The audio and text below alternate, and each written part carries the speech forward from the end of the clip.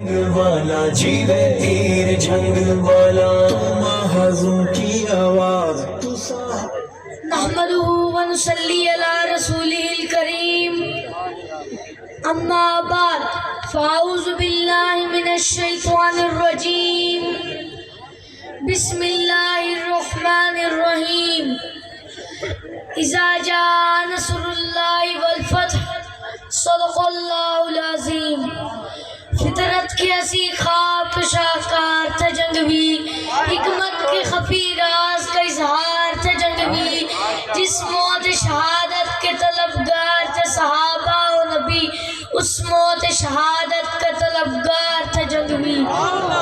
میرے دوستوں، بھائیوں اور بزرگوں، السلام علیکم ورحمۃ اللہ وبرکاتہ۔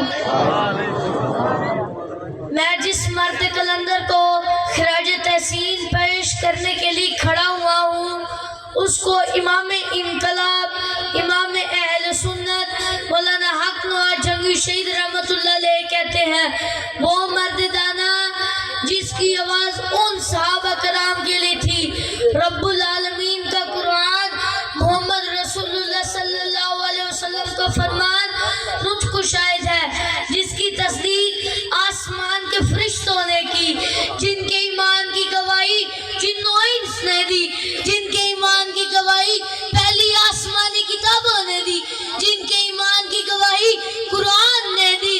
صحابہ کرام کی عبقری شخصیت پر دنیا لکھتی رہی، مورخات رہے، تاریخ کے اوراق کے سیاہ ہوتے رہے، محدث حدیث سناتے رہے، عالم اپنے علم کو بیان کرتے رہے، لیکن وقت نے انگڑائی لی کہ کوئی ہے جو عظمت صدیق و فاروق کو یوں بیان کر کے رنگت آسمان بدلے، رنگ دھوپ میں سائے کا کام کرے، جس کی آواز کانوں میں رس گھول دے، آنکھوں کو نم کر دے۔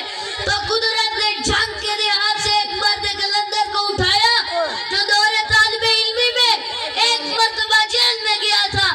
تو میرے پردادا سے کسی نے کہا آپ کا بیٹا جیل میں چلا گیا ہے، تو میرے پردادا نے جو جملے کہے وہ سونے کے پانی سے لکھنے کے قابل ہے۔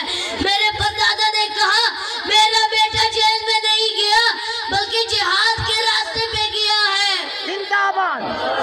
میرے دوستوں، جس کا خاندان غریب ضرور تھا لیکن ہیرو کی گھٹی میں پلا وہ خاندان تھا، جس کی آواز عبدالشکور لکھنوی کی علم کی یلغار تھی، جس کی للکار عطا اللہ شاہ بخاری کا سوچ سناتی تھی۔ دنیا ان کے نغمے گاتی رہی، لیکن وہ تو نغموں سے بہت آگے ہے۔ وہ تو جنت کا راہی تھا، وہ صحابہ کا سپاہی تھا، لوگوں اس کا انداز شاہی تھا۔